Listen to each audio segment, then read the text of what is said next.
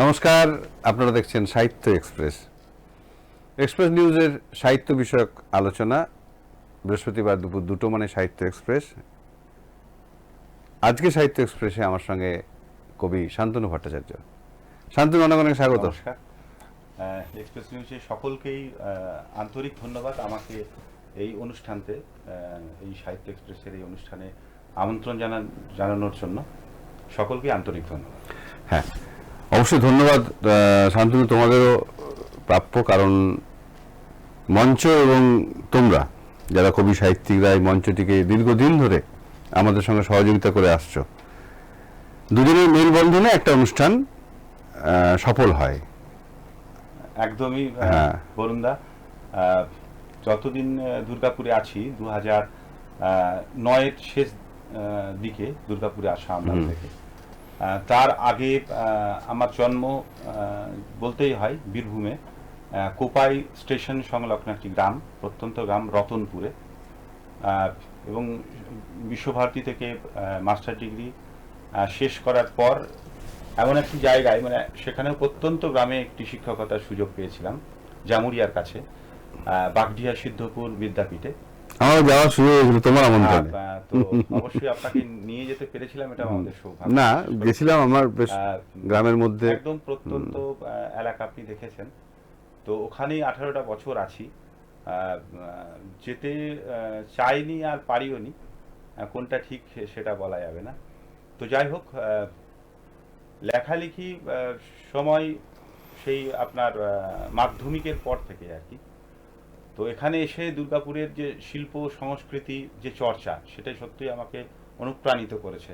শান্তিনিকেতনে থেকে আসার পর উখড়াতে কিছু বছর ছিলাম, অন্ডালেও কিছু বছর ছিলাম, কিন্তু এই লেখালেখিটা ক্রমশই মানে চাপা পড়ে গেছিল।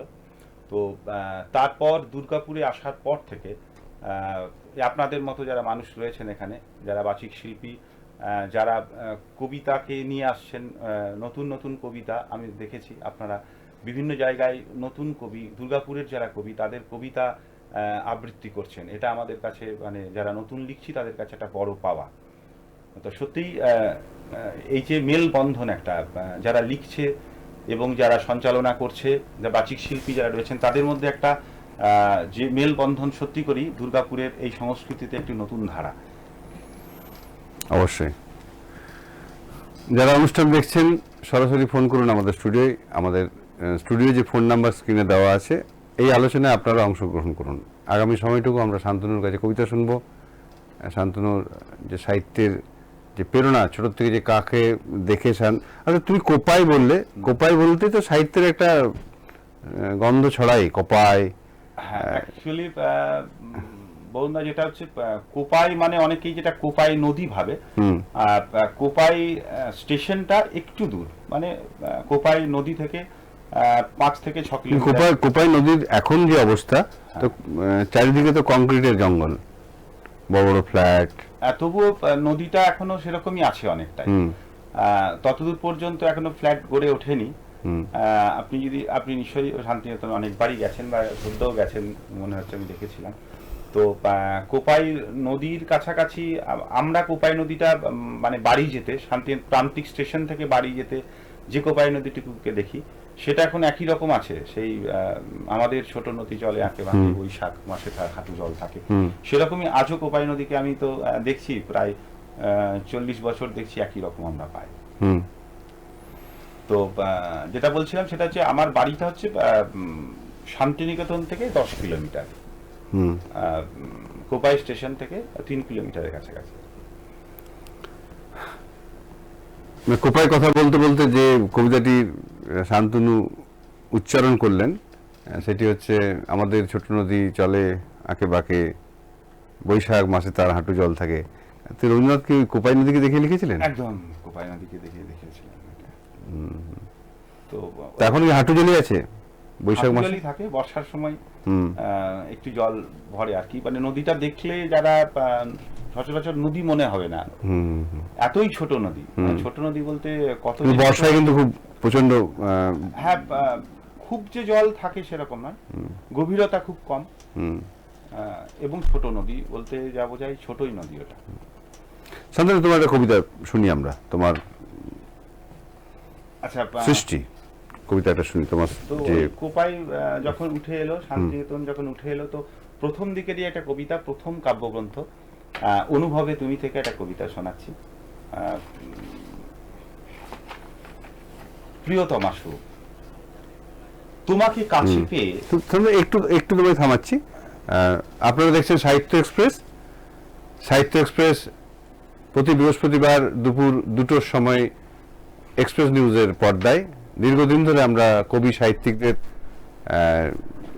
আমন্ত্রণ জানাই, তারা আমাদের এই আমন্ত্রণে সাড়া দেন, এবং এই সফল অনুষ্ঠানের পিছনে যে সমস্ত কবি সাহিত্যিকরা আমাদের সহযোগিতা করেন এবং আগামী দিনেও তাদের কাছ থেকে আমরা অনেক সহযোগিতা আশা রাখি।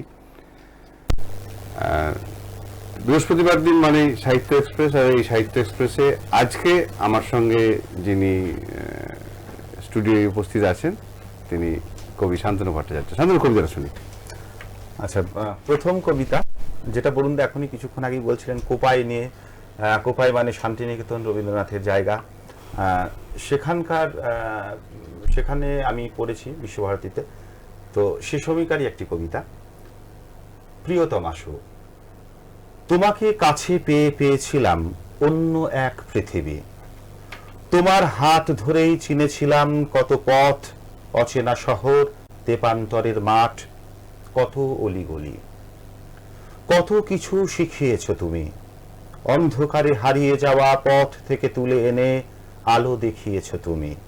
ভালোবাসতে শিখিয়েছ জীবনটাকে। কত কিছু চিনিয়েছও তুমি। তাই জীবনটা এত মধুর লাগে। জীবনের প্রতিটা রং আমি আজ তাই উপভোগ করতে শিখেছি। শুধু রংগুলো একটু হয়েছে ফ্যাকাশে। আজ আবার খুব ইচ্ছে করে তোমার হাতটা শক্ত করে ধরি। আমার দু চোখ দিয়ে দেখাই তোমাকে সেই ফেলে আসা চেনা শহর, অলিগলি, ছোট নদী, সোনাঝুরি, আম্রকুঞ্জ, আশ্রম মাঠ। আজ তোমাকে আবার নিয়ে দেখব সব কিছু আগের মতো করে। দেখব কতটা বদলেছে সব। আজ শুধু তোমাকে চেনাতে চাই আমার মতো করে। ছোটবেলার শান্তিনিকেতন যখন পড়তাম তখন বেশিরভাগই কবি প্রেমে পড়েই কবি হয়। তো সব কবিরাই প্রথম কবিতা তার প্রেম লেখেন আমার মনে হয় আর কি। তো সেরকমই একটি কবিতা আর কি, অনুভবে তুমি কাব্যগ্রন্থ। শান্তনুর সব কবিতায় কি প্রেম? প্রেমের কবিতা আমার লিখতে ভালো লাগে, এবং অনেকে আমাকে মানে প্রেমিক কবি বা প্রেমের কবিও বলে আর কি আমার বন্ধু মহলে। তো প্রেমের কবিতা লিখতে ভালো লাগে এই কারণেই যে প্রেমই একমাত্র প্রেম দিয়েই মানে শান্ত রাখা পৃথিবীকে শান্ত রাখার। আমরা অনেক কিছু লিখি, কিছু কবিতা ভাইরাল হয়, কিন্তু সেইগুলো দিয়ে কিন্তু সমাজ পরিবর্তনের খুব একটা আমি ধারা বা সমাজ পরিবর্তিত হতে পারে সেরকম আমার ব্যক্তিগতভাবে খুব একটা মনে হয় না। তো যাই হোক, সব ধরনের কবিতায় লিখি, তবে প্রেমের কবিতাটাই বেশি। ব্যতিক্রমধর্মী কবিতাও আমার আছে, সেগুলোও শোনাবো আস্তে আস্তে। তো প্রেমের কবিতা লিখতে ভালো লাগে। প্রেমের যে চরিত্র, সেই চরিত্রটি কে? আচ্ছা, প্রেম তো মানে প্রেম কি শুধু নরনারীর না? মানবেন্দুদা খুব সুন্দর, মানবেন্দু রায় প্রাবন্ধিক এবং প্রান্তর যে প্রকাশনার কর্ণধার, উনি একটা বই আমার করেছিলেন ভোরের কুয়াশা সরিয়ে। সেখানে খুব সুন্দরভাবে উনি বলেছিলেন, কবিতাগুলো পড়ে লাস্টে উনি লিখেছিলেন যেটা, সেটা হচ্ছে যে শান্তনুর কবিতায় বিশেষ মানে প্রধান উপজীব্য হচ্ছে কিন্তু প্রেম। কিন্তু এই প্রেম কখনো নারীকে ঘিরে থাকে, কখনো প্রকৃতির কাছে সে হাত পেতে দাঁড়ায়। ওটাই আমি সেজন্যই মানবেন্দুদার কথাটাকে এখানে কোট করলাম। তো প্রেম তো অবশ্যই থাকবে, কোনো নারী থাকবেই, এবং তার সেই প্রেম যখন প্রকৃতির মাঝে আর কি, যেটা হাত পেতে দাঁড়ানোর কথা বলেছে আর কি। তো সেরকম অবশ্যই প্রকৃতির মাঝে প্রেমকেই আমি খুঁজি। অবশ্যই অবশ্যই। তারপর বলো, কি কবিতা শোনাবে? এখন প্রেম থাক, কিছুক্ষণ প্রেম থাক, একটু অন্য ধরনের কবিতা। কিছুক্ষণ আগেই বরুণ দা যেটা বলছিলেন যে অনুপ্রেরণা যদি বলেন, তো ছোটবেলায় আমাদের বেশিরভাগ মারাই আপনি হয়তো বন্ধুরা দেখে থাকবেন যে ঘুম পাড়ানোর সময় মারা গল্প বা ছড়া বলে ঘুম পাড়াতো মারা, সুর থাকতো, একটা সুর সেটার থাকতো, মধ্যে। ঘুম পাড়ানি গান গল্প হোক সেটা খুব সুন্দরভাবে বলতো মারা। তো সেইটা আস্তে আস্তে হারিয়ে যাচ্ছে মোবাইল আসার ফলে, টিভি আসার ফলে। তো আমরা ছোটবেলায় টিভিও ছিল না আমাদের, মোবাইল তো দূরের কথা। তো সে সময় মা বিভিন্ন রকম ছড়া আমাদেরকে শোনাতো এবং সেগুলো আজও আমার খুব ভালো লাগে। মা এখনো যখন বাড়িতে যায় মায়ের কাছে শুনি সেই ছড়াগুলো। তো কবিতাকে ভালোবাসা, অর্থাৎ ছড়া বা কবিতাকে ভালোবাসা যদি বলতে আপনি বলেন যে সেটা কিন্তু মায়ের কাছেই কবিতাকে ভালোবাসতে শেখা। আর লেখার অনুপ্রেরণা যদি বলেন তাহলে বলবো যে আমার মেজদা অধ্যাপক ফাল্গুনী ভট্টাচার্য, বোলপুর কলেজের একটি কলেজের অধ্যাপক বাংলার। তো দাদা খুব ভালো লিখতো, লেখা পড়তাম, দাদার সাথে নাটকও করেছি কিছু। তো দাদাও জানতো আমি ছোটখাটো ডায়েরিতে আজে বাজে লিখছি আর কি, মানে কবিতা তো হচ্ছে না বা কিছু লিখছি। তো 1995 সালে যে মাধ্যমিক পরীক্ষার পর আর কি দাদা প্রথম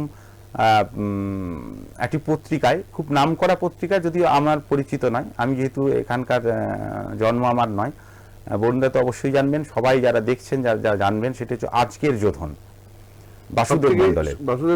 হ্যাঁ, বাসুদেব আমাদের অনুষ্ঠানটা প্রতিদিন শোনেন, আচ্ছা। আর আগে শুনছেন, আর বাসুদেবদার নাম আমি সবসময় করি। হ্যাঁ, তো যে বাসুদেবদা সবসময় সহযোগিতা করেন। 1995 সালে তো ওরকম দাদা লেখালেখি করতেন কিছু, তো ওখানে একটা প্রবন্ধ প্রতিযোগিতা বা কবিতা প্রতিযোগিতা এরকম হতো, অনাদি রঞ্জন গুপ্ত পুরস্কার, আমার আজও মনে আছে।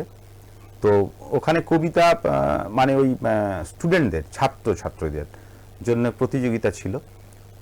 সেখানে কবিতা আমাকে দাদা বললো, দেখ একটা পাঠা। তো আমি যে কবিতা লিখেছিলাম সেটা কবিতা হয়নি, বুঝতেই পারছেন। তো দাদা একটু কেটে ছেটে ওটা কবিতাটা মানে তৈরি করে দিয়েছিল। খুব সুন্দর কবিতা, এবং বিষয়বস্তুটা ছিল, কবিতাটার নাম ছিল বিভাজন। মানে কবিতাটা আমার আজ মনে নেই, মানে কবিতাটা শুরুটা ছিল, একটি শিমুল গাছ, তার নিচে একদল ছেলে হাসে আর খেলে, কখনো ঝগড়া হয় কখনো মারামারি, তবুও তাদের মধ্যে আর কি দিন রাত খেলা। এবং লাস্ট লাইনটা মনে আছে যতদূর সম্ভব এরকম ছিল যে, মানে ওদের করেছে ভাগ জোর করে সংরক্ষণের কোটা। তো এই যে বিভাজন, মানে ব্যাপারটা হচ্ছে যে খুব সুন্দর ভাবে যে আমরা যখন খেলাধুলো করছি, তারা কিন্তু জানে না যে কে শিডিউল কাস্ট, কে শিডিউল ট্রাইব, কে জেনারেল, কে ওবিসি। আমরা ছোটবেলায় তারা জানি না, আমরা পরে ওদের করেছে ভাগ জোর করে সংরক্ষণের কোটা, এই যে লাইনটা, এটা প্রথম হয়েছিলাম। এবং 1997 সালে অনাদিরঞ্জন গুপ্ত পুরস্কার আমি সেটা নিজে লিখেছিলাম আমার মাকে নিয়ে, এবং আমাদের ফ্যামিলির যে তখনকার যে একটা অবস্থা আর কি, সেই অবস্থার পরিপ্রেক্ষিতে যে দাদারা কিভাবে পড়াশুনো করে বড় হচ্ছে, আমরা কোন অবস্থার মধ্য দিয়ে আমরা বড় হচ্ছি, মাকে কেমনভাবে দেখেছি, জীবন সংগ্রামটা কিভাবে মা বাবার। তো বাবা চাকরি করতেন না, তো সেই অবস্থার পরিপ্রেক্ষিতে সাবিত্রী দেবীর সংসার নামে একটি গল্প লিখেছিলাম, মায়ের নাম সাবিত্রী ভট্টাচার্য। তো ওই গল্পটি দ্বিতীয় হয়েছিল অনাদিরঞ্জন গুপ্ত পুরস্কার, এবং আমি গেছিলাম রূপনারায়ণপুরে হিন্দুস্তান কেবলসের যে ইয়েতে পুরস্কারটি নিতে। তো দাদাকে দেখেই অনুপ্রেরণা, দাদাকে দেখে আজও অনুপ্রাণিত হয়। তো যাই হোক, দাদা রিসেন্ট একটা বই বেরোলো ওই কবিতাশ্রম থেকে চর্যাপদের উপর। তো সত্যি আজও মানে দাদার সামনে কবিতা বলতে বা বই যখন বেরোয় আর কি, তুলে দিতেও ভয় লাগে আর কি, যে কি লিখছি এগুলো। তুমি যে কবিতাটির প্রথম স্থান অধিকার করেছিলে আজকের যোধন, যেটি শিমুলতলায় ছেলেরা খেলছে, একটি শিমুল গাছ, তার নিচে, ওই কবিতাটি তোমার কাছে? আমার কাছে আছে, এখন নেই। ওটা আজকের যোধন 1995 সালে খুব সময়োপযোগী কবিতা, একদম একদম, মানে কবিতাটা এত ভালো, ওটাকে ছন্দে নিয়ে এসেছিল দাদা আর কি কবিতাটাতে। তো এরকমই এবার কবিতা ও একটু ভিন্ন স্বাদের। মা যখন উঠে এলো, তো আমাদের যে গ্রামে বাড়ি আর কি, সেই বাড়ির পিছনে একটা আমলকি গাছ আছে, বহু প্রাচীন, দাদুর লাগানো আর কি, এখনো আছে। তো গাছটির কিছু পাতা থাকে আর কি ছোট ছোট, বেশিরভাগ গাছটি জরাজীর্ণ, সেই তো সেই আমলকি তলা, সেই আমলকি গাছ আর মাকে মনে করে আর কি এই কবিতাটি। প্রতীক্ষা। বাড়ির সদর দরজার বাইরে কঙ্কাল সার আমলকি গাছটার কাছে মা আজও দাঁড়িয়ে থাকে। যতদূর চালসে চোখে দেখা যায় এক দৃষ্টিতে চেয়ে থাকে আমি আসবো বলে। সামনে দুর্গা বাড়ির উঠোন জুড়ে গন্ধরাজ বেলি ফুলের সুগন্ধ। সকাল বেলায় বাগান থেকে ফুল তুলে মা রেকাবিতে সাজিয়ে রাখে বাবার ছবির পাশে। ভোরের আলোর ফোটার সাথে সাথে দরজায় জল দিয়ে স্নান সেরে তুলসী তলায় ধূপ জ্বালিয়ে কুটনো কাটা শুরু। রান্না হাজার রকমারি আমাদের জন্য। আজ আমি শহরে ঘোরতর সংসারী। শরীর ভেঙেছে, পাক ধরেছে চুলে।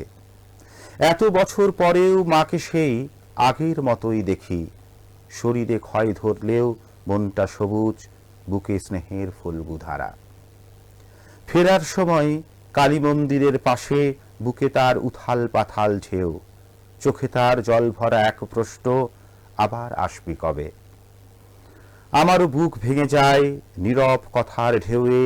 মনে মনে বলি আবার আসবো ছুটি পেলে, তুমিও তখন এমনি ভাবেই দাঁড়িয়ে থেকো। বাড়িয়ে রেখো তোমার আঁচল, আমার সমস্ত ক্লান্তি মুছে দিও। ওই আঁচলেই বাধা আছে আমার ছেলেবেলার সুখ দুঃখ, আমার স্বপ্ন দেখার চাবিকাঠি। বাহ, বাহ। এরকম একটা গল্প আমরা পড়েছিলাম, নিম গাছ। নিম গাছ বনফুলের। বনফুলের, হ্যাঁ, খুব ছোট যে একটা গল্প। ছোট গল্প, ছোট গল্প, অনুগল্প মানে ও ধরনের আর কি। বনফুল এই অনুগল্প যেগুলো এখন খুব লেখালেখি আমরা করি আর কি, সে অনুগল্প ধর্মীয় আর কি অনেক গল্প বনফুল। একজন মায়ের মতো তিনি নিম গাছের মতো সবাইকে আগলে রেখেছেন, তোমার মায়েরও তাই। হ্যাঁ, তো সত্যি করি তো মাকে নিয়ে অনেকগুলো কবিতা আছে। মায়ের প্রসঙ্গে আর একটা কবিতা বলি যে দুঃখকে আমরা কষ্টকে কিভাবে কাছ থেকে দেখেছি। এই কবিতাটি 2018 সালে আন্তরিক যে সাহিত্য পত্রিকা আছে ও অন্তরা সিংহ রায় প্রথম হয়েছিল সৃজনীতে। খিদে। অনেক অনেক দিন আমি থালাতে দুমুঠো ভাত নিয়ে পূর্ণিমা রাতে উঠোনে বসে জ্যোৎস্না মেখে ভাত খেয়েছি। কত রাত মায়ের জন্য কাঁদতে কাঁদতে মাটির মেঝেটা কাদা করেছি। বর্ষায় ভেজা কাঠ উনুনে ঢুকিয়ে বুকের আগুন মুখ দিয়ে বের করে উনুন ধরিয়েছে মা। তারপর বাতাস ও আকাশকে হাঁড়ি কড়াইয়ে ভরে রান্না করেছে। এখন ব্যাগ ভর্তি বাজার সেরে ফ্ল্যাটে ফিরি। গ্যাসে রান্না, থালা ভর্তি খাবার। আজও বাড়িতে গেলে মাকে দেখি কাঠির উনুনে ভাত রাঁধে। বলে, কি খাবি বল? আজ আর আমার আগের মতো এক আকাশ খিদে পায় না। অসাধারণ, অসাধারণ, অসাধারণ। তো এরকমই আর কি। মাকে নিয়ে অনেক কবিতা আছে, যদিও এই দুটো লেখা আর কি মাকে নিয়ে নয়। তো সেই সময়কার সব মাদের যে একদম চারিত্রিক যে একদম বৈশিষ্ট্য, প্রত্যেকটি মাকে নিয়ে একদম। মাকে মা মানে পৃথিবীর সকল মা একই রকম, সকল মা একই রকম। সে শুধু প্রাণী মানে দুটি প্রাণী, মানে দুটি মানুষের মা নন, মানে আমাদের মা না, যে কোনো প্রাণী, একটি পশু মাও কিন্তু যখন সন্তানকে লালন পালন করেন আমরা দেখেছি একদম বুক দিয়ে। মাদের কথা বললে একটা অন্যরকম অনুভূতি তো হয়, একদম অন্যরকম অনুভূতি হয়। শান্তনু, তুমি যে এখানে বড় হয়েছো, তোমার মেয়ে দাদার কথা বললে, আর পরিবেশে সেই গ্রামের সাংস্কৃতিক পরিবেশ, সাহিত্য শিল্প পরিবেশ। আমরা যখন ছোট ছিলাম বরুণদা, তখন গ্রামে খেলাধুলোর একটা পরিবেশ ছিল। আমার আগে প্রজন্ম তো ফুটবলের একটা ভালো টিম ছিল ওখানে। নাটক এবং যাত্রার একটা দল ওখানে ছিল খুব ভালো। কিন্তু আস্তে আস্তে আমরা ছোটবেলায় যেটা দেখেছি, মানে ক্লাস 5-এর পর থেকে, যে এই যে ভিডিও যেটা আমরা এইটা আসার পর গ্রামে আস্তে আস্তে সংস্কৃতি চর্চাটা আস্তে আস্তে বড় ক্যাসেট ঢুকিয়ে, হ্যাঁ, সেই ভিডিও ভিসিআর, হ্যাঁ, সেই কোনো বেশিরভাগ কালী পুজো হোক, দুর্গা পুজো হোক, নবান্ন হোক, জগদ্ধাত্রী পুজো হোক, মনসা পুজো হোক, আগে যাত্রা অনুষ্ঠান হতো, হ্যাঁ, সেই জায়গায় ওই জায়গাটা আলোচনা হতো, সারা রাত খাওয়া দাওয়ার পর 8টা থেকে সারা রাত ব্যাপী ওই দুটো করে বাংলা সিনেমা, একটা করে হিন্দি সিনেমা, এটা চলে এলো। তো আস্তে আস্তে এইভাবেই ক্রমশ সংস্কৃতিগুলো হারিয়ে যাচ্ছে। যে ভাদু গান, এটা খুব ভালো ওখানে চর্চা ছিল, বাবা একটা খুব ভালো লেখা ছিল ভাদু গানের উপর, মধু গায়েন ও শাকিন রতনপুর বলে আমাদের গ্রামের উপরই। তো ওই মধু গায়েন ওই ভাদু গানের উপরই আর কি। তো আস্তে আস্তে এগুলো হারিয়ে যেতে শুরু করলো। এখন কিছুটা পরিবেশ আমি দেখতাম যে এখন যারা আমাদের সময় ঢোল বাজাতো বা চাষবাস করতো, তাদের ছেলেমেয়েরা এখন বিশ্বভারতীতে দু একজন পড়ছে, স্কুটি চালিয়ে যাচ্ছে, গান করছে, পড়াশোনায় ভালো রেজাল্ট করছে, এবং সেই আমাদের ওখানে যার সিল কাস্ট রয়েছে তাদের ছেলেমেয়েরাও চাকরি করছে। এটা ভালো লাগছে। এখন গ্রামে যখনই যাই, বেশি দিন থাকা হয় না, তো এটা একটা ভালো লক্ষণ। তো সংস্কৃতি চর্চাটা গ্রামে খুব কম এখন। না, যে স্কুলে পড়াশোনা করতে সেখানে, হ্যাঁ, আমি ওয়াল পড়াশোনা ম্যাগাজিন, করতাম আমাদের গ্রাম থেকে 1 কিলোমিটার দূরে আলবাধা উচ্চ বিদ্যালয় হাই স্কুলে। তো স্কুলটি ভীষণ ভালো, মাস্টারমশাইদের সান্নিধ্য লাভ করেছি আমরা, যে সমস্ত মাস্টারমশাইদের, তা অনেকেই মানে আজও আমাদের কাছে স্মরণীয়। তো বেশিরভাগই মানে মারা গেছেন, এখন আর নেই। তো যাই হোক, আমরা সকলেই ভাই দাদারা ওখান থেকেই পড়াশুনো করেছি। এবং তারপরে বিশ্বভারতীতে আমি যখন অনার্সে ভর্তি হলাম, স্নাতক এবং স্নাতকোত্তর বিশ্বভারতীতে, সেখানে একটা স্বাভাবিকভাবেই পরিবেশটা আমি অন্যরকম পেয়েছিলাম। এবং ওখানে 1 বছর আমি সোশ্যাল অ্যান্ড কালচারাল সেক্রেটারি ছিলাম। তো ছোট ছোট লেখা, ম্যাগাজিনে লেখা, ছোট ছোট কাঁচা মিঠা বলে একটা পত্রিকা বেরোতো, আজকের যোধন পত্রিকা বেরোতো, এসব ছোটো ছোটো খাটো পত্রিকায় আমি লিখতাম। এবং প্রথম দুর্গাপুরে আসার পর যদি আপনি বলেন, তো প্রথম শিল্প সাহিত্য দীপ্তি ত্রিলোচনদার একটা পত্রিকা করে বাঁকুড়া থেকে, মেজিয়া, হ্যাঁ, ত্রিলোচন ভট্টাচার্য, ওনার পত্রিকা দিয়ে লেখা প্রথম শুরু করি। এবং তারপর আস্তে আস্তে অনেকগুলো দুর্গাপুরের যে পত্রিকাগুলো বেরোয়, আশেপাশের অঞ্চলে যে সমস্ত পত্রিকা, লেখালেখি করে চলেছি আর কি। কবিতা কতটা হয় জানি না, তো লিখছি। এবং দুর্গাপুরে লিখতে লিখতে কিছু ভালো কবিদের সান্নিধ্য পেয়েছি, যেমন দিশারি মুখোপাধ্যায়।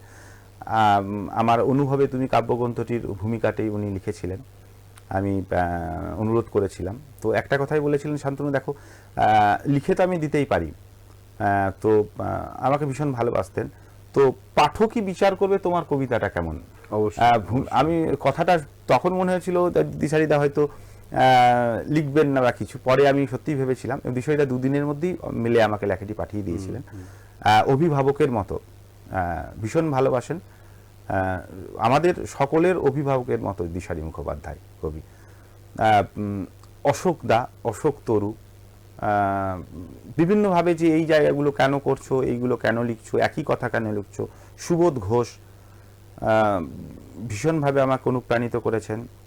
এবং আমার আর এক বন্ধু আছে বিশ্বজিৎ আঁকুড়ে, রারবনিতলির সম্পাদক, ও আমাকে অনেকভাবে বোঝানোর চেষ্টা করেছে, দেখ এই জিনিসগুলো কবিতায় এইভাবে নিয়ে আয়, এইগুলোকে বাদ দে। তো এইভাবে আস্তে আস্তে শিখে চলেছি। যতগুলো লিখেছি সব কবিতা আমার মনে হয় না কবিতা কি। দিশারিদা খুব মনে হচ্ছে একটা কথা খুব ভালো একদিন পোস্ট করেছিলেন অনেক আগে, যে আমি যদি একটা কবিতাও লিখে যেতে পারতাম আর কি। এখনো আমার সেভাবে একটা কবিতাও লেখা হয়ে ওঠেনি। তো এরকমই আর কি, আমরা লিখছি আর কি, কিন্তু সব কবিতাই কবিতা নয় আমার। অবশ্যই কবি 100 বছরে একজন জন্মায়, একজন কি দুজন জন্মায়, তাই না? আপনারা দেখছেন সাহিত্য এক্সপ্রেস। আমরা ছোট্ট একটা বিজ্ঞাপনের বিরতিতে যাব, তারপর আবার ফিরে আসবো সাহিত্য এক্সপ্রেসে, সঙ্গে কবি শান্তনু ভট্টাচার্য। ফিরে এলাম বিজ্ঞাপনের বিরতির পরে। আপনারা দেখছেন সাহিত্য এক্সপ্রেস, আর আমার সঙ্গে কবি শান্তনু ভট্টাচার্য। শান্তনু, যে কথা বলতে বলতে বিজ্ঞাপনটা গেলাম, তুমি বিশ্বভারতীতে পড়াশোনা করেছো। বিশ্বভারতীর আমরা সকালে যে আমাদের গুড মর্নিং এক্সপ্রেসে অনেক বিশ্বভারতীর প্রাক্তনীরা আসেন, তারা বলেন যারা গানের মানুষ, এই যে 7ই পৌষ যে মেলা আগে রবীন্দ্রনাথ সৃষ্টি করে গেছেন, সেখানে আশ্রমের সকালে উঠে প্রার্থনা, এগুলি গানের সকলের কাছে এটা শুনতাম। তোমাদেরও কি এরকম কোনো দায়িত্ব ছিল কিছু বা অংশগ্রহণের কোনো কিছু ছিল এরকম? প্রধানত হচ্ছে যে আমরা সকলেই ওই ছাতিমতলা বা যেখানে আর কি ওখানে ওই দিন সকালে আমরা সকলেই যেতাম। সাদা আমরা পায়জামা পাঞ্জাবি, মেয়েরা শাড়ি পরে ওখানেই স্নান টান করে ভোরবেলায়। স্নান আমরা করতে পারতাম না। আপনি দেখবেন যে প্রতি বছর এই 7ই পৌষে কুয়াশা থাকে। আমি তো দেখেছি 7ই পৌষে, মানে আজ যত বছর দেখছি 1-2 বছর হয়তো হয়নি কুয়াশা। তো এত কুয়াশা থাকে, থাকতো আর কি সেই সময়টা, বিশেষ করে আমরা যখন স্টুডেন্ট ছিলাম। তো ওই কুয়াশার মধ্যে ভালো করে দেখা যেত না, স্নান আমরা করতাম না। তো যেহেতু স্টুডেন্ট ছিলাম তখন সবাই নোংরামি থাকতাম, বিশেষ করে ছেলেরা। তো পাঞ্জাবি পায়জামা পরে মেয়েরা শাড়ি পরে সকলেই যেত। এবং বিশেষ করে ওখানে যে অনুষ্ঠানটা হতো, কল্পিকা মুখোপাধ্যায় ছিলেন সংস্কৃত বিভাগের অধ্যাপিকা। উনি উপনিষদের যে মন্ত্রগুলি উনি পাঠ করতেন। আর সঙ্গীত ভবনের যারা ছাত্রছাত্রী ছিলেন তারাই প্রধানত, 1-2 জন অন্য ডিপার্টমেন্টে থাকতেন, মানে থাকতো দাদারা। তো এবং সঙ্গীত ভবনের মানে যারা অধ্যাপক অধ্যাপিকা ওনারাও থাকতেন। মানে বেশিরভাগ সঙ্গীত ভবনের দাদা দিদিরাই যারা গান বা যে পাঠগুলো হতো অংশ। 22শে শ্রাবণে বৃক্ষরোপণ, এতে অংশগ্রহণ করতে তোমরা? আমরা বিশেষ করে ওখানে সঙ্গীত ভবনে যারা পড়তো আর কি, তারাই কি হতো, তারা তো প্রধানত বুঝতে পারছেন যে তারা গান নিয়েই পড়াশোনা করছে। তো ওরা বেশিরভাগ প্রোগ্রামগুলোতে ওরা বেশি অংশগ্রহণ করতো। তা বলে নয়, একটা নোটিশ দেওয়া হতো সবাইকে। কিন্তু আমরা যেরকম ধরুন আমাদের যে সম্মিলনীগুলো হতো, নববর্ষে যদি প্রোগ্রাম থাকতো, এগুলোতে আমরা কবিতা পাঠে টাটে যেতাম। বেশিরভাগ এই যে গীতি আলেখ্য বলুন বা নাটক, যেগুলো রবীন্দ্রনাথের বেশি নাটক ওখানে হতো নাট্যঘরে, সেগুলোতে ওদের একটা টিম থাকতো। আমি সেভাবে একবারই একটা নাটক করেছিলাম, মানে সেটা রবীন্দ্রনাথের কোনো মানে কি বলবো 22শে শ্রাবণ বা 7ই পৌষ বা 25শে বৈশাখ নয়। এবং নাট্যঘরে এই ভাড়াটে চাই একটা নাটক আমরা করেছিলাম অনেক, আমি মনোজ মিত্রের আপনি জানবেন। তো এরকম নাটক আর আমরা বিভিন্নভাবে আমাদের বিভিন্ন ডিপার্টমেন্টগুলো তো আলাদা আলাদা ওখানে। তো সেই ডিপার্টমেন্টে যে নবীনবরণ যে অনুষ্ঠান বা বিভিন্ন অনুষ্ঠান, সেগুলো আমরা আলাদা আলাদাভাবে। 7ই পৌষ তুমি বলে প্রচুর কুয়াশা থাকতো, আমার মনে পড়ে গেল তোমার একটা কাব্যগ্রন্থ ভোরের কুয়াশা সরিয়ে। হ্যাঁ, তো ওই কাব্যগ্রন্থ একটা কবিতা শুনি। হ্যাঁ, অবশ্যই অবশ্যই। ভোরের কুয়াশা সরিয়ে কাব্যগ্রন্থের প্রথম কবিতাটাই তাহলে, কুয়াশার কথা যখন হলো, কুয়াশা আছে। ভোরের কুয়াশা সরিয়ে। সারা রাত তোমার কপালে ঠোঁট রেখে ঘুমাতে চেয়েছি বলে তুমি ভেবে নিলে ঘুমিয়েছিলাম। আজকাল ঘুমের মধ্যেই আমি বেশ জেগে থাকি, চোখ বন্ধ করেই সব দেখতে পাই। তোমার নীরবতার মাঝেও আমি শব্দ খুঁজে চলি। সারাটা রাত আমি তোমার বুকে জমে থাকা সব ব্যথা শুষে নিচ্ছিলাম আর অপেক্ষা করছিলাম সকালের। ভাবছিলাম সকাল হলেই ঠিক তুমি সমস্ত অভিমান দুঃখ ভুলে ভোরের কুয়াশা সরিয়ে গোলাপের মতো উন্মোচিত হবে। ভোরের আলোয় দেখি তুমি নিশ্চিন্তে ঘুমিয়ে আছো। মনে হচ্ছিল তোমার সব দুঃখ উড়ে গেছে আকাশচুম্বী পাহাড়ের কোলে। তোমার পা দুখানি বলছে তুমি যেতে রাজি আমার সাথে সেই পাহাড় ঘেরা ছোট নদীটির কাছে। তবু ঘুমিয়ে আছো বলে তোমাকে আজ আর ডাকবো না। জানালা রেখেছি খুলে, রোদ্দুর এসে তোমাকে জাগাক। বাহ, সেই রোদ্দুর ভোরের কুয়াশা সরিয়ে রোদ্দুর এসে তোমাকে জাগাক, তুমি নিজে নিজেই ওঠো। না, সেই রোদ্দুরের যে রোদ্দুরটা কে? এই ভালোবাসার রোদ্দুর। কোন প্রেক্ষিতে এই কবিতাটা কবির মাথায় এলো? এটা কবির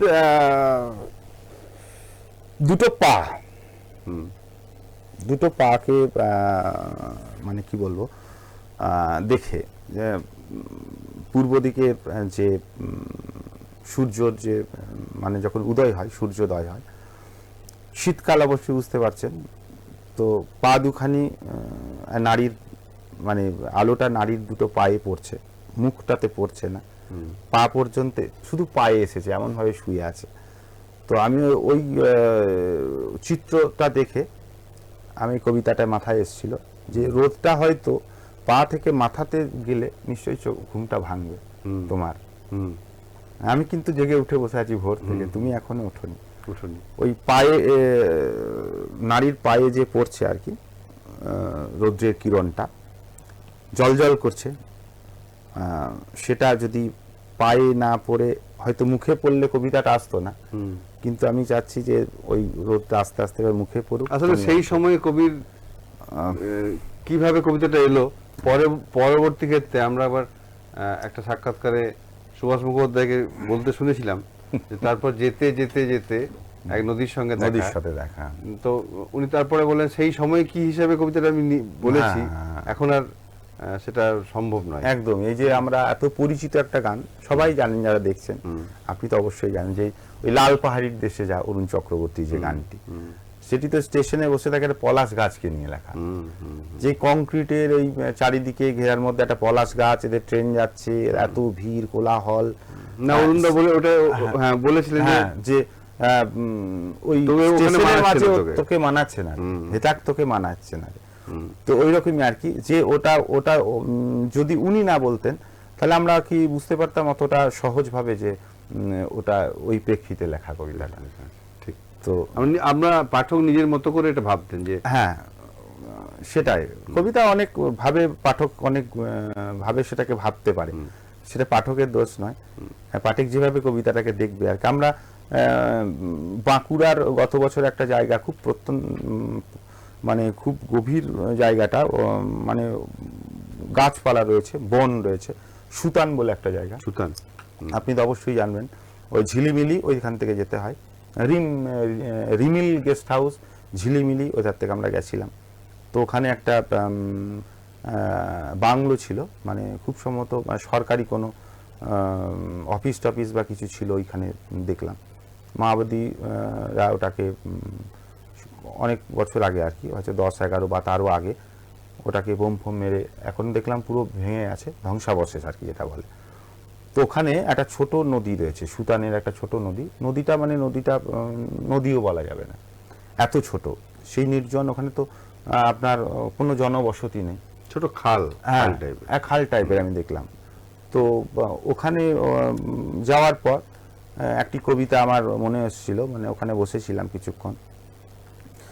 আমাকে ছুঁয়ে দেখো, আমাকে ছুঁয়ে দেখো, সমস্ত বন্ধন থেকে মুক্তি পাবে তুমি। এখানে বনানীর শেষে মিলেছে নীলাকাশ, ছোট নদীর বুকে বিকেলের অস্ত রাগ, নির্জনতার মাঝে বয়ে চলা ছোট নদীর বুকে শুধু নীরবতার ভাষা খোঁজা। চোখ শুধু খুঁজে গেছে তোমাকে, মেঘলা ভোরে হঠাৎ তোমার করা নাড়া, তোমাকে সামনে দেখে জুড়িয়েছে প্রাণ, তোমার অভিমান জল হয়ে ঝরেছিল, বুকে ভরেছিল ঢেউ। আমাকে বুকে নিয়ে দেখো, মুছে যাবে সব শূন্যতা, সুতানের বনানীর মাঝে এই ছোট নদীর বুকে, তোমার বুকে একটি বার চেপে ধরে শুনে নাও হৃদয়ের ধ্বনি, সমস্ত বনানীর মাঝে তোমার ভাবনারা আমার রক্তে মিশে আছে। এটা ওই রকম জায়গায় একটা চিন্তা ভাবনা থেকে কবিতাটা অবশ্য 2-3 দিন পরে লিখেছিলাম। তো জায়গাটা অপূর্ব জায়গা, এরকমই আর কি। আর এই গত বছর 2 বছর তো করোনা অতিমারির জন্য যে অবস্থা আর কি, গৃহবন্দী, তো এই দুঃস্বপ্নের সময় ঘরে বসে বসে অনেক কবিতা লেখা হয়েছে। তো প্রথম দিকে তো কি করব না করব, আমরা সবাই দেখেছি যে হয়তো এটা ভেবেছে লকডাউন, তো কখনো শুনিনি, কখনো দেখিও নি। তো এটা কতদিন চলবে, লকডাউন শুনিনি, পরিযায়ী শ্রমিক পাখি শুনেছিলাম, পরিযায়ী শ্রমিক শুনিনি। তারপর আমরা তো নোটবন্দিও দেখলাম, তো সবকিছু আর কি। তো করোনায় এটা যে এতদিন ধরে আমাদেরকে ঘরের মধ্যে গৃহবন্দী করে রাখবে আর কি, সেটা সত্যি আমরা ভাবিনি। হয়তো ভেবেছিলাম 7 দিন 10 দিন বা 1 মাস হয়তো এরকম থাকবে। আমরা সকলেই দেখবেন খাবার দাবার মজুত করে রাখছিলাম বাড়িতে। তো সে সময় প্রধানত কারোর সাথে কারো দেখা হচ্ছিল না, বন্ধু বান্ধব বলুন, আত্মীয় স্বজন বলুন, আমরা দূরে দূরে থাকছিলাম, কিন্তু আমরা সবাই আশা করছিলাম যে আবার সবারই দেখা হবে, আমরা সুস্থ হয়ে উঠব। তো সেই সময়কার একটা কবিতা বরুণদা, যারা দেখছেন সেই সময়কার লেখা আছে। করোনা যখন শুরু হয়েছিল মার্চের 3rd উইকের পর, তার 1-2 মাসের মধ্যে কবিতাটা 24শে মার্চ। এই দুঃস্বপ্নের দিনে এভাবে তুমি মৃত্যু ভয়ে শুকিয়ে যেও না, ভরসা রেখো, আতঙ্কে নয় সতর্কে থেকো, যেন একদিন এ দুঃস্বপ্নের দিন শেষ হবে। এমনও তো হতে পারে আমাদের মধ্যে যে অস্থিরতা তার নিরাময় আছে, ভালো থাকার উপায় আছে। এত অস্থিরতা আর মৃত্যু ভয় নিয়ে আমি বাঁচব বলে কথা দিয়েছি। আবার আমরা খোলা আকাশের নিচে মাটির কাছাকাছি অনর্গল ভালোবাসার কথা বলবো। ছুটে যাব এ শহর থেকে অনেক দূরে। আমি তাই বাঁচব বলে বারবার কথা দিয়েছি। তোমার কাছে আসবো বলে, ভালোবাসবো বলে কথা দিয়েছি। আমরা আবার দুজনে দুজনের পাশে বসে এই অসময়ে একটু হাত নেড়ে শুধু বিদায় জানিয়েছি। এই অস্থিরতা, এই দুঃস্বপ্নের দিন শেষ হবে, তুমি ভরসা রেখো, ভয় পেও না। খুব সুন্দর। বলছি শান্তনু, যারা ক্ষেত্র সমীক্ষা করে, তুমি যেমন ওই বাঁকুড়ার একটি প্রত্যন্ত জায়গায় গিয়ে সেই পরিবেশ দেখে তারপর তুমি কবিতা সৃষ্টি করলে, অনেকে বাড়িতে বসে কবিতা লেখেন। একদম। তো সেটা কি তোমার ব্যক্তিগত মত কি, সেটা সেই কবিতা কতটা প্রাণ পায়? সেই কবিতাও প্রাণ পায় না যে তা না, সেই কবিতাও ধরুন সেরকম কবিতাও তো আমরা এই যে গৃহবন্দীর কথাটা আমি যে বলছিলাম কিছুক্ষণ আগে, ওই আপনি যেরকম বললেন এরকমই কবিতা আছে, কবিতার মতো করেই বলবো সেটা। তো ঘরের মধ্যে বসে কবিতা যদি বলেন, তাহলে ওই কবিতাটাও ঘরের মধ্যে বসেই কবিতাটা লেখা। কিন্তু ওইটা তো আমার প্রশ্নটা অন্যরকম। হ্যাঁ, মানে সার্থক কতখানি। হ্যাঁ, আমার কল্পনা প্রসূত একটা লেখা, আর কোথাও গিয়ে সেই জায়গাটাকে আমি দেখলাম, তাদের সঙ্গে যাপন করলাম, তাদের সঙ্গে হ্যাঁ। মেলামেশা করলাম, তারপর তাদের জীবনে নিয়ে কিছু একটা সৃষ্টি করলাম, সেটা। আর না শুনে শুনে একটা কিছু না, দুটো কবিতা দুরকম অবশ্যই হবে। কবিতা তো অনুভব থেকে সৃষ্টি। আমরা যদিও বলি জিহ্বার যতটা শব্দ উচ্চারিত হয় আর কি জিহ্বা থেকে, সবই কবিতা, সে যাই হোক না কেন। তো ব্যাপারটা হচ্ছে যে আমি কোথাও একটা গিয়ে সেখানের যে অবস্থার পরিপ্রেক্ষিতে যেটা আমি লিখব, সেটা আরও গ্রহণযোগ্যতা আমার মনে হয় বেশি হবে। হ্যাঁ, তবে একটা ব্যাপার যেটা বড় বাপের কবি যারাই বলছেন, যে এখন বিশেষ করে ফেসবুকে আপনারা লক্ষ্য করেছেন, কোন একটা ঘটনা ঘটলো, সঙ্গে সঙ্গে সেই ঘটনাটা নিয়ে আমরা বেশিরভাগই কবিতা লিখে দিচ্ছি। তো এটা আমিও করতাম, আমরা বেশিরভাগই করি।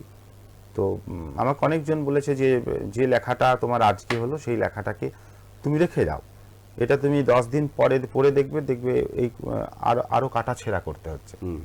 তো সঙ্গে সঙ্গে এটাকে পোস্ট করো না। তো ব্যাপারটা হচ্ছে ওটাই, আপনি যেটা বললেন একদম ঠিক, যে কোনো একটা জায়গায় গিয়ে সেখানকার পরিস্থিতি, এই যে কিছুদিন আগে এই সংবেদনে যে অনুষ্ঠানটি হলো, সেখানে একটা বিতর্ক নয়, বক্তব্য যিনি দিচ্ছিলেন খুব ভালো বলছিলেন, নামটা আমি যদিও ভুলে গেলাম এই মুহূর্তে, যে সমকালীন যে ঘটনা বলি আর কি কবিতায়, সেটা প্রাসঙ্গিকতা কতখানি। তো কবিতাতে তো সব কিছুই কল্পনা প্রসূত নয়।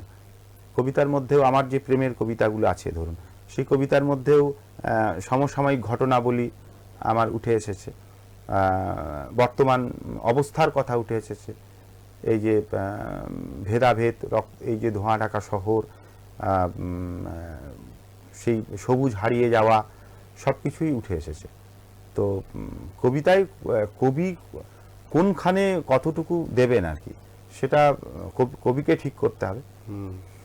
তো যাই হোক, ব্যাপারটা হচ্ছে ঘরে বসে কবিতা লেখা আর বাইরে বেরিয়ে দুটোর মধ্যে তো আকাশ পাতাল পার্থক্য থাকবে। তো সুনীল গঙ্গোপাধ্যায়ও উনি তো বেশিরভাগ সময় পুরুলিয়াতেই পড়ে থাকতেন। তো ব্যাপারটা হচ্ছে সেই জায়গায় গিয়ে মানুষের সাথে কথাবার্তা বলে প্রকৃতির মাঝে নিজেকে উপস্থাপন না করতে পারলে সে লেখা প্রাঞ্জল সজীব হয়ে উঠবে না। পরের কবিতা শুনি।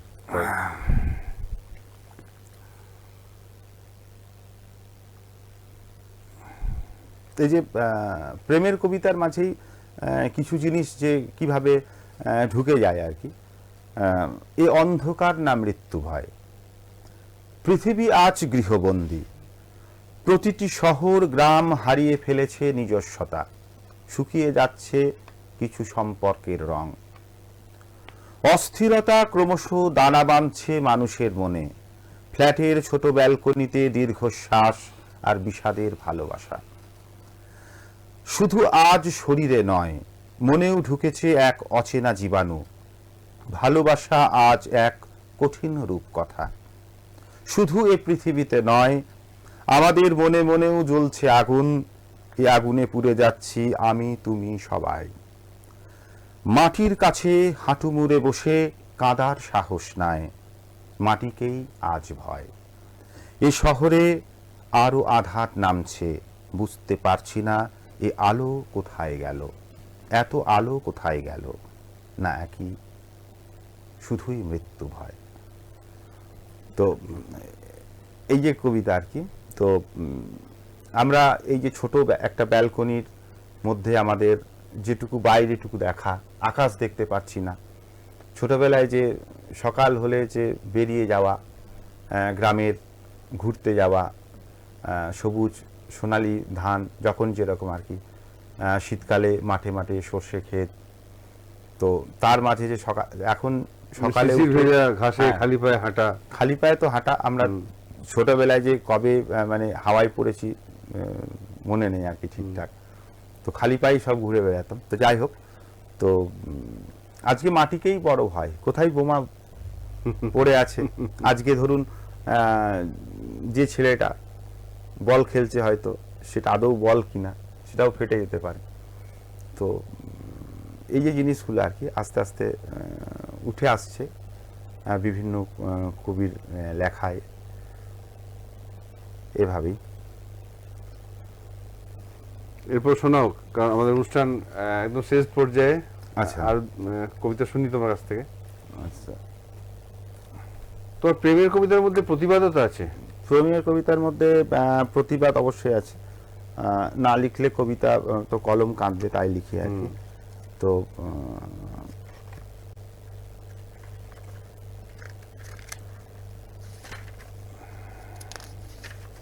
আসলে কোন কবিতা পড়বো এটা হচ্ছে এখন বলা মুশকিল হয়ে যায়। তো যাই হোক, আমি একটা প্রেমের কবিতাই পড়ি প্রথমে, তারপরে একটা অন্য কবিতা পড়বো। কারণ প্রেমের কবিতা, ছন্দের কবিতা একটাও পড়িনি। ভীষণ প্রিয় এই কবিতাটি অনেকের, সেই জন্য পড়ছি।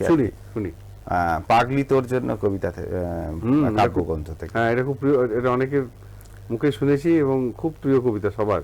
হ্যাঁ, মানে ওই কাব্যগ্রন্থ থেকে অন্য একটি কবিতা পড়ছি, ঠিক আছে। ভালোবাসা মানে তুই, ভালোবাসায় থাকুক অভিমান, হোক না মাঝে মাঝে একটু আড়ি, তোর সাথেই আমার বেশি ভাব, তোকে ছাড়া আমি কি বাঁচতে পারি। তোর বুকে পাই যে অনেক সুখ, তাই তো তোকে ভালোবেসে ছুই, তোর দেওয়া কষ্ট কিছু নাই, ভালো থাকার পাসওয়ার্ড যে তুই। তুই যে আমার মন ছুঁয়ে থাকিস, তুই যে আলো করিস আমার ঘর, পাশে ছিলি তাই তো কত আমি সামনে নিলাম জীবনে আসা ঝড়। আমার ভালোবাসা মানে তুই, তুই যে আমার মনের সকল আশ, তোকে নিয়েই আমার ভালো থাকা, তোকে নিয়েই কবিতা উপন্যাস। বাহ, খুব সুন্দর, খুব মিষ্টি, খুব মিষ্টি, খুব মিষ্টি কবিতা। তো এটি মানে আমি এইরকম কবিতা আসলে বরুণদা ছোট ছোট, হয়তো ফেসবুক অনেক সময় দেখেছেন, আমি অনুকবিতা 4 লাইনের একটু ছেড়ে দিই ফেসবুকে। হ্যাঁ, মানে অনুকবিতাই 4 লাইনের বা 2 লাইনের বা 6 লাইনের, 5 লাইন। লিমেরিকটা এবার লিমেরিকটা কি হয়, লিমেরিকটা অনুকবিতার মতনই, কিন্তু লিমেরিকটা অ্যাকচুয়ালি 5 লাইনের হয়। হ্যাঁ, ওটাও অনুকবিতা, কিন্তু 5 লাইন হবে, ঠিক আছে।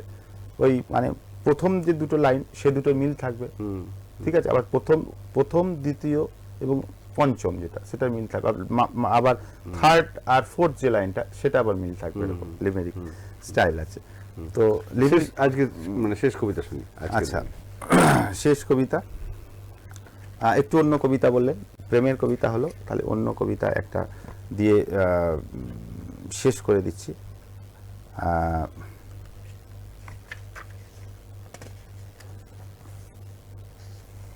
আক্ষেপ, সত্যি আমাদের আক্ষেপ, এত সুন্দর এই আমাদের পৃথিবী বলুন, এত সুন্দর আমাদের দেশ বলুন, তবুও তো মাঝে মাঝে আক্ষেপ হয় যে এই দেশটা আরো সুন্দর করে আমরা গড়তে পারতাম।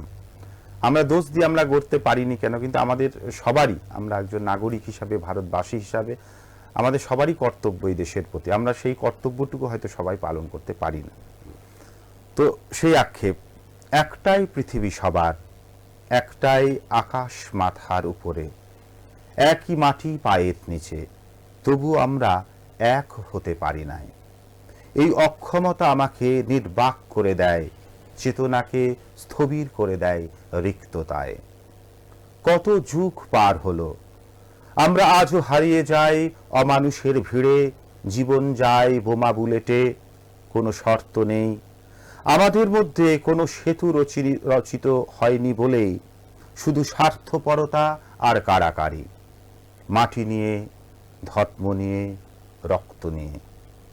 সেতু গড়িনি বলে আজ ভেঙে পড়েছে স্বপ্নের দেশ, কেউ কেউ এখনো শোনে বিষণ্ণতার সুর মেঘের আড়ালে। একদম সময় শেষ, খুব ভালো লাগলো শান্তনু, আজকে আমাদের আমন্ত্রণে আমাদের সাড়া দিয়েছো। আপনাদের আমন্ত্রণে আমিও যেখানে আসতে পেরেছি, সেজন্য আবারও শেষে এক্সপ্রেস নিউজের সকল যারা আধিকারিক সহ সকল যে সমস্ত এখানে রয়েছেন সকলকে আমার ধন্যবাদ। বন্ধু, আপনাকেও আন্তরিক ধন্যবাদ, আমাকে রেখেছেন এখানে। সকলে ভালো থাকবেন, আর এক্সপ্রেস নিউজ এভাবেই এগিয়ে চলুক। আগামীর দিনে অনেক অনেক শুভেচ্ছা রইল এই চ্যানেলকে। তোমাকে অনেক ধন্যবাদ। ধন্যবাদ। আজকে সাহিত্য এক্সপ্রেস আমরা এখানে শেষ করছি। আবার আগামী বৃহস্পতিবার দেখা হবে দুপুর 2টো থেকে, অন্য বিষয়, অন্য অতিথিকে নিয়ে। সঙ্গে থাকবেন আর দেখতে থাকবেন এক্সপ্রেস নিউজ।